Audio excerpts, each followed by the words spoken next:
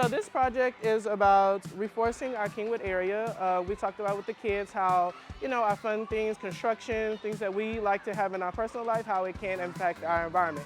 Kind of a way for us to get the kids thinking about what they've noticed about the tree population here in Kingwood. We talked about some of the different factors that played a part in that. We noticed that when it rains, the Kingwood floods a lot. We figured if we plant more trees, the trees would soak up some water so it won't flood as much. We decided to plant trees because we've noticed that a lot of trees are being cut down to build buildings and the drought. There's been a bunch of construction site in the Kingwood area, so we want to keep Kingwood the livable forest. We talked about what native means and why it's important to plant trees that are native in our area. There were cherry, there were Mexican white oaks, there were rough dogwood.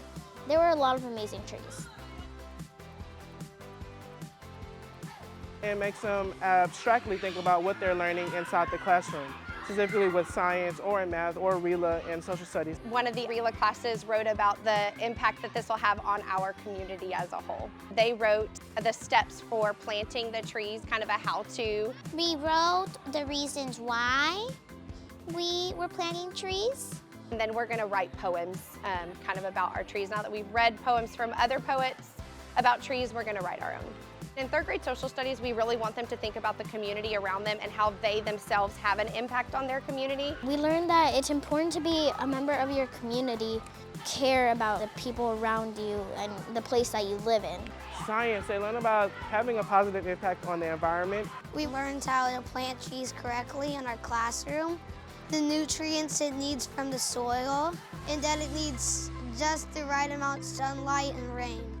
We put our saplings in composite figures to find out the area, and it was more than just sitting inside and doing a worksheet. They actually retained it better because it was more hands-on. We actually learned about area. We placed our trees, we made it into different shapes, and we did multiplication. They got more excited about learning, and when their students are more excited about learning, they retain it more. And it goes beyond just us hearing it, they'll be doing it outside in their home as well, because that's the biggest thing. We want to bridge what we teach in class to them using it in their personal lives at home. I think a project like this is important for students to do because it gets them thinking kind of outside of themselves and about their community. We wanted them to kind of see the impact that they can have, just not only for today, but for generations to come. So if they can just share it with one person and that person can share it with another person, I think that they'll really continue to grow the love for the beautiful trees in our community.